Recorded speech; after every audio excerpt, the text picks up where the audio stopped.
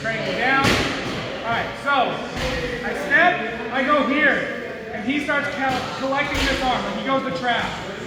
All right? Yep, just like this. So now what I'm going to do, just like the last drill, is I'm going to feed my arm underneath because he's waiting to catch. All right? So what I'm going to do is I'm going to shoot this leg up on top of his shoulder with this grip and go for a high shoulder lock. Here. All right? I'm not going for a full arm up. High shoulder locking. I still have his lapel trapping this arm. So now what I'm going to do is I'm going to scoop underneath and I'm going to hook. And I want to go in front. I'll scoop so I can capture it. Alright? And what I do, I'm going to lock this arm down. So his arm here should be stuck. I pull my arm out and I go to the inside. Alright? I can just cup his head. And now, just like the swinging armbar drill, I'm going to swing to my left and armbar. Here. His arm might get stuck behind my leg, and that's fine. I'm here, got the 2-on-1, same thing. I just stomp my foot to the mat. All right? If he falls down, activate my core, sit up. From here, this is where I can cross my ankles. If I'm in a seated armbar position, that's where I will cross. All right? And that prevents him from getting his arm free, pushing my leg off his head. Right, get his leg out, or his head out, or even setting up the hitchhiker. You can get his elbow out the round. Right? So that me collecting both, it prevents that.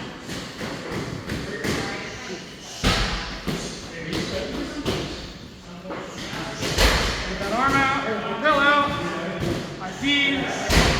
Right? I start going for my armbar, but he locks up a figure 4. Right? So I'm going to fly my leg up. Easiest way is to open and capture. I want my inside leg, the one that's on the side here, collecting the outside leg. Alright? I don't want to be here. He postures up, my legs will open. If I'm controlling this leg on the shoulder, he's just posturing. It's a lot harder. Alright? He's got his hand blocking on his forehead, which a lot of people do, preparing for the step. Alright? They know. Because a lot of people will still go for that armbar in an attempt to bring the elbow or to sweep. Right? I scoop underneath and I collect right at the base of the tricep. Right? And I pull this across. Right? So I'm trying to trap his arm on the inside so he can't defend it. My hand will come to the inside and it'll just cup the back of his head. I can even go thumb in on the collar if it's available. Sometimes it's not, right? But I can just cut. Because I'm going to use that to help push him out of the way. So once I'm here, I open, swing, and I capture. This time his arm came out, but that's fine because I was here, so I slid up to the wrist. 2-on-1, knees pinch, heels down, toes to the ceiling, and I stomp the head side leg down to the mat with a break. Arms glued.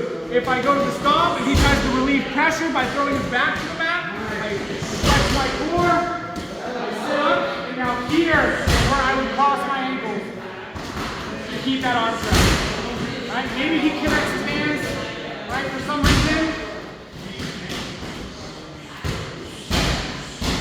We have all the different ways we can break. Right? And you got your bicep somehow, right? Palm strike, there's the arm.